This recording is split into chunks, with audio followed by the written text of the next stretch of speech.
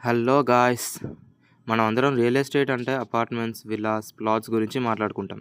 కానీ సైలెంట్గా, పవర్ఫుల్గా గ్రో అవుతున్న సెక్టార్ ఒకటి ఉంది: industrial and warehousing real estate. Ecommerce boom, manufacturing growth, highways, ports ఈ అన్నీ కలిసి వేర్ హౌసింగ్ని గోల్డ్ మైన్ లాగా మార్చేస్తున్నాయి.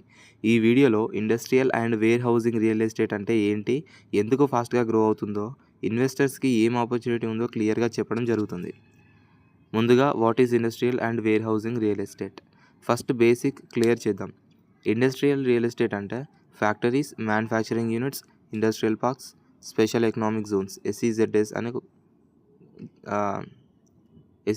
కూడా అంటారు. వేర్ హౌసింగ్ రియల్ ఎస్టేట్ అంటే storage godowns, logistics hubs, cold storage facilities, fulfilment centres అంటే అమెజాన్, ఫ్లిప్కార్ట్ లాగా. సింపుల్గా చెప్పాలంటే manufacturing plus storage plus distribution equal to industrial and warehousing. Why this sector is booming in India? ఇప్పుడు main question, ఎందుకు ఈ sector ఇంత ఫాస్ట్గా grow అవుతుంది? Number 1, e commerce explosion.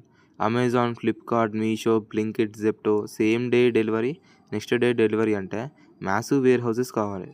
Number 2, make in India and manufacturing push.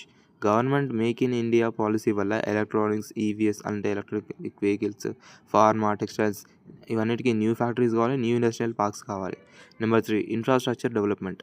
Highways, expressways, dedicated freight corridors, ports and airports.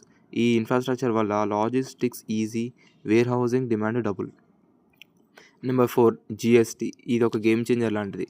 GST వచ్చాక state wise small godowns బదులు large centralised warehouses trend start అయింది. Key locations for warehousing in India.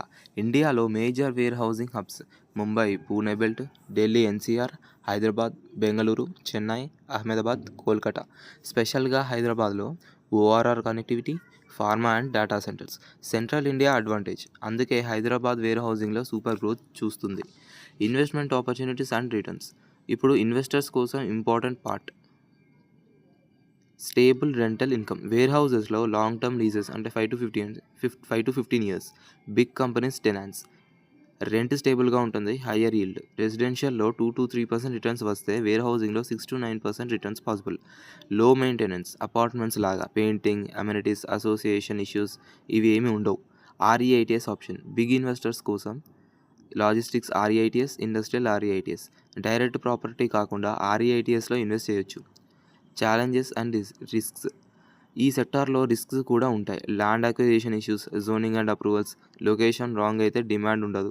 High initial investment, proper planning and location selection must అంటే ఖచ్చితంగా ఉండాలి. Future of industrial and warehousing. ఫ్యూచర్లో EV manufacturing, data centres, cold storage for food and pharma, AI and automation warehouses. Next 10 yearsలో industrial and warehousing equal to backbone of Indian economy. So friends, real estate అంటే only flats and plots అనుకుంటే mistake.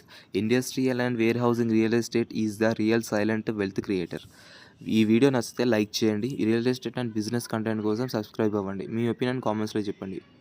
Would you invest in warehousing? కామెంట్లో చెప్పండి. See you in next video.